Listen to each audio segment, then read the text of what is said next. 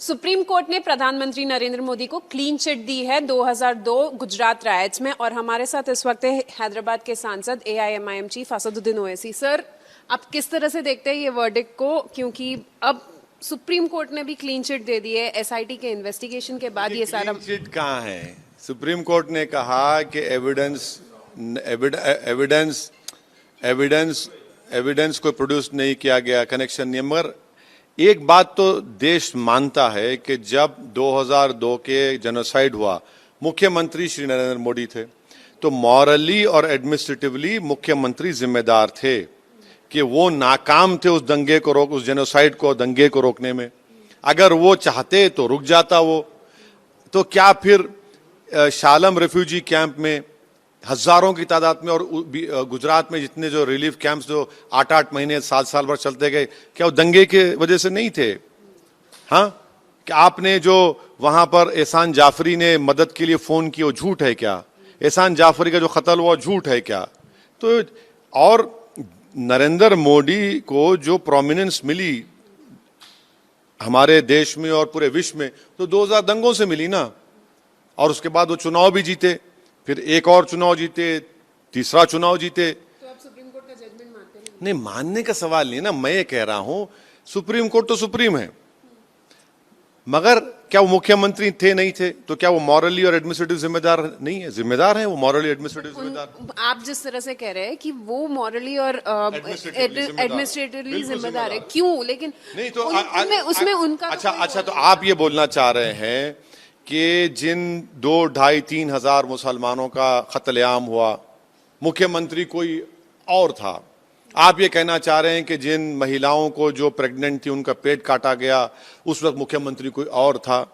क्या आप ये कहना चाह रही हैं कि जो रिलीफ कैंप में हजारों की तादाद में लोग कैंपों में थे, वो उस वक्त मुख्यमंत्री कोई और था? ठीक है, चलिए मान लेते हैं आपकी बात को फिर। लेकिन सर, सुप्रीम कोर्ट ने तो सारा इन्वेस्टिगेशन करने के बाद, सब कुछ करने के बाद क्लीन चिट दी है ना, सब कुछ होने के बाद। सुप्रीम कोर्ट, देखिए ये सब क्लीन चिट मत बोलिए, आप जजमेंट पढ़ लीजिए। 450 पेज का जजमेंट है जो अभी हम पढ़ भी रहे हैं, उसको आप देख लीजिए। उन्होंने कहा SIT की रिपोर्ट ने क्या एविडेंस नहीं है। फिर ये माया कोडनानी को मंत्री मैंने बनाया था, बाबू बजरंगी मेरा रिश्तेदार है, ये तो सब है ना, फैक्ट है ना, ऑन रिकॉर्ड है। और आप तो गुजरात के हैं, आपको तो सब मालूम मुझसे ज्यादा। सर, आज अमित शाह ने एक इंटरव्यू में कहा कि जो वहां पे हुआ, उन लोगों ने, मतलब जो वहां पे पॉलिटिशियंस और सारे लोग, जो प्रधानमंत्री नरेंद्र मोदी खुद भी गए थे वहां पे जब ये हादसा हुआ 2002 में, और उन लोगों ने सारे विक्टिम्स को एम्बुलेंस में और हॉस्पिटल में हेल्प करने के लिए लेके गए थे। तो आप क्यों ये क्या देश के प्रधानमंत्री जो उस वक्त मुख्यमंत्री थे, क्या उनके पास होम पोर्टफोलियो नहीं था? क्या वो रिलीफ कैंपों में जाकर अब्बास को देखे? दोस्त अब्बास था ना, तो रिलीफ कैंप में अब्बास भी था। अब उन्होंने देखा अब्बास को रिलीफ कैंप में जाकर? क्या उन्होंने रिलीफ कैंपों में जाकर जो मुस्लिम बच्ची को कहा कि तुम मेडिसिन करो, उन्होंने उन बच्चियों से कहा जाकर कि हम तुम्हारे साथ खड़े हैं? बता दीजिए, आप मुझे बता दीजिए कहां है। अमित शाह ने टेस्ला सलेवा को ब्लेम इसमें बोला। वो जाने और वो मोहतरमा जाने, मैं उस बारे में मुझे कुछ कहना नहीं है।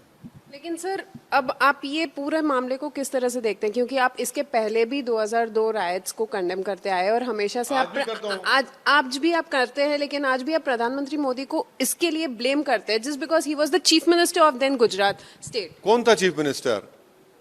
क्या दिल्ली में सिखों पे जब दिल्ली में सिखों के खून से दिल्ली को रंगा गया, कौन था प्रधानमंत्री? राजीव गांधी थे। हम भूल जाएं उसको?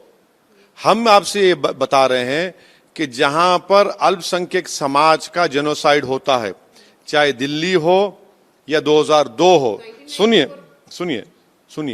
तो उनको कुछ पूछा नहीं जाता है। क्या सिखों का क्लोजर हुआ? नहीं हुआ। राजीव गांधी की हत्या हुई, हम उसको स्ट्रॉन्गेस्ट वर्ड्स में कंडेम करते हैं। हत्या करने वालों को सजा होगी, मगर जो सिखों को मारा गया वो सजा नहीं होगी, उनकी नहीं होगी। अब तक भी आज सिख लड़ रहा है ना, दिल्ली का सिख आज भी रहा, तो उनका क्लोजर नहीं हुआ है ना। गुजरात में जो मुसलमानों का कत्लेआम उनका क्लोजर हुआ है। लेकिन अमित शाह ने तो कांग्रेस पे निशाना साधा है इसमें और कहा है कि 1984 में जो रायट्स हुए थे, सिख रायट्स, उसमें कहा है, अमित शाह ने कहा है कि 3 दिन तक कुछ नहीं हुआ, 3 दिन तक कांग्रेस की सरकार थी उस टाइम पे। तो आप कांग्रेस पार्टी को क्यों इस पे 84 में तो कह रहा हूं ना आपसे, दिल्ली का जेनोसाइड और 2002 का जेनोसाइड, एक तरफ सिखों के खून से होली खेली गई, दूसरी तरफ मुसलमानों के खून से होली खेली गई। राजीव गांधी प्रधानमंत्री थे, उस वक्त श्री नरेंद्र मोदी मुख्यमंत्री थे। इक्वली मॉरली और एडमिनिस्ट्रेटिवली जिम्मेदार हैं वो लोग। और आज भी ना सिखों का क्लोजर हुआ है, ना 2002 के पीड़ित मुसलमान परिवारों का क्लोजर हुआ है। सर एक सवाल अग्निपथ स्कीम पे, अभी हाल ही में हमने देखा एनएसए ने भी इस अग्निपथ स्कीम को सपोर्ट किया है और कहा है कि ये बहुत अच्छी स्कीम है, लेकिन हमने देखा कि कई जगहों पे प्रोटेस्ट हो रहे हैं, आज भी प्रोटेस्ट हो रहे हैं, लेकिन ये स्कीम तो अच्छी है ना सर? अरे आप लोग अगर गवर्नमेंट की ताईद में अगर आप भाषण दे रहे हैं तो मैं क्या कर सकता हूं? देखिए, प्रदर्शन होना भारत के संविधान में एक डेमोक्रेटिक और राइट है और होता रहेगा। मैं उन पीसफुल प्रोटेस्ट करने वालों को सलाम करता हूं, नौजवानों से कहूंगा कि प्रोटेस्ट करो, क्योंकि तुम देश की सुरक्षा के लिए प्रोटेस्ट कर रहे हो, तुम देश की डिफेंस फोर्सेस को बचाने के लिए प्रोटेस्ट कर रहे हो, मैं तुमको सलाम करता हूं। जहां तक एनएसए साहब ने जो कहा है, भाई रेजिमेंट चेंज नहीं होगा। भाई गुरखा रेजिमेंट में अगर कोई तमिलियन आ जाए, कोई अगर हरियाणा का जाट आ जाए, तो क्या वो गुरखा रेजिमेंट रहेगा क्या? बताइए हमको, वो क्यों ऐसा कह रहे हैं? और 4 साल की नौकरी, राइट, उसमें ना पेंशन, ना डियरनेस अलाउंस, ना ग्रेचुइटी, ना मेडिकल इंश्योरेंस, और फिर आप झूठ कह रहे हैं कि हम 10% रिजर्वेशन देंगे। अरे देखिए, 2020 में सेंट्रल पैरामिलिट्री फोर्सेस में सिर्फ जितने लोगों की भर्ती हुई 20,000 लोगों की, उसमें 10% कितना होता है? 1000। वो 44,000 क्या करेंगे?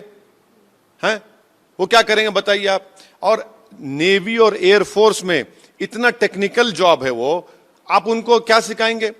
आर्मी में 44 वीक्स की ट्रेनिंग होती है, आप उसको 24 हफ्ते में ट्रेनिंग करेंगे? आप ये चाहते हैं कि 4 साल की ट्रेनिंग के बाद उनको पूरों को चौकीदार बना दिया जाए। वही आप कर रहे हैं। भाई रिजर्वेशन अगर आप दे रहे हैं, सेंट्रल पैरामिलिट्री फोर्स में देंगे, उसमें देंगे, भाई फिर देश में 8% अनएम्प्लॉयमेंट क्यों है? क्यों है? लेकिन ये जो प्रोटेस्ट हो रहे हैं यहाँ पे और पब्लिक प्रॉपर्टी को जिस तरह से डैमेज किया जा रहा है, तो आप उसको सपोर्ट करते हैं? नहीं, कौन बोल रहा है प्रोटेस्ट कर रहे हैं? प्रोटेस्ट को हम, जो वायलेंस को हम सपोर्ट कर रहे हैं? नहीं नहीं, स्कीम गलत है, स्कीम की वजह से है प्रोटेस्ट हो रहा है। तो देश के प्रधानमंत्री को स्कीम को वापस लेनी चाहिए, वो देश के हित में नहीं है। भाई चीन हमारी 1000 स्क्वायर किलोमीटर पर कब्जा करके बैठा है, 6 बटालियन वहां पर है। हम सियाचन को भी लूज कर सकते हैं, डेप्सांग, हॉट स्प्रिंग, डेमचौक में तो हम जा ही नहीं पा रहे हैं। पेट्रोलिंग पॉइंट 15 हम नहीं पेट्रोलिंग कर पा रहे हैं। क्यों नहीं कर पा रहे हैं? क्योंकि हम चीन इजाजत नहीं दे रहा है। और उसके ऊपर आप टीओडी लाते हैं। 1 लाख वैकेंसीज हैं। देखिए, आर्मी में, नेवी, एयरफोर्स में जो बच्चे हमारे जाते हैं, वो नौकरी के लिए नहीं जाते, वो एक ऑनरेबल प्रोफेशन है, एक स्टेटस के लिए, देश की सेवा करने के लिए जाते हैं। आप उसको एम्प्लॉयमेंट जनरेशन स्कीम बना दिए। वो क्या मनरेगा नहीं है? वो एक ऑनरेबल प्रोफेशन है। वो समझना है देश के प्रधानमंत्री को। हम आज भी रिपब्लिक चैनल के जरिए से हम अपील कर रहे हैं देश के प्रधानमंत्री को, जो बहुत पसंद है आपका चैनल, वो देखते हैं, उनसे अपील कर रहे हैं कि इसको वापस लीजिए, ये देश के हित में नहीं है। आप समझिए इस बात को। सर एक आखिरी सवाल, महाराष्ट्र पॉलिटिक्स में आपका भी कुछ रोल है? मतलब आपके सांसद भी है वहां पे और आपने भी एमवीए को सपोर्ट किया है कहीं ना कहीं, तो आप क्या कहना चाहेंगे? हमको पहली मर्तबा महाविकास अघाड़ी के जिम्मेदारों ने राज्यसभा इलेक्शन के सिलसिले में हमसे मदद पूछी। हमने एक कमेटी बनाई जिसमें हमारे दोनों विधायक, मुफ्ती इस्माइल साहब जो पार्टी लीडर हैं, फारूक शाह साहब, इम्तियाज जलील जो एमपी हैं और प्रेसिडेंट हैं महाराष्ट्र के एमआईएम के, और डॉक्टर गफ्फार खादरी जो वर्किंग प्रेसिडेंट है, 4 लोगों की कमेटी ने बैठकर महाविकास अघाड़ी के जिम्मेदारों से बात की और इन दोनों मालेगांव और धूलिया असेंबली विधानसभा में डेवलपमेंट के कामों का हमने उनके सामने रखा, उसका सैंक्शन लिया। ये हमारे दोनों विधायक ने कहा, सुनिए आप, नहीं, अब पॉलिटिकल क्राइसिस हो रहा है तो मुझे क्या करना है उससे? अब मेरा, हाँ नहीं, एमबीए को नहीं, कहां सपोर्ट किया हम? नहीं, वोट उस वक्त भी नहीं किए। आज जो तमाशा हो रहा है हम बैठ के देख रहे हैं, हम क्या कर रहे हैं? हम तो देख रहे हैं कि बंदरों का नाच हो रहा है। कभी एक पेड़ से वो पेड़, कभी ये पेड़ से वो पेड़, देख रहे हैं हम। वो जो किसी शायर ने कहा था ना कि अखलाक का जलता हुआ घर देख रहा हूं, देखा नहीं जाता मगर देख रहा हूं।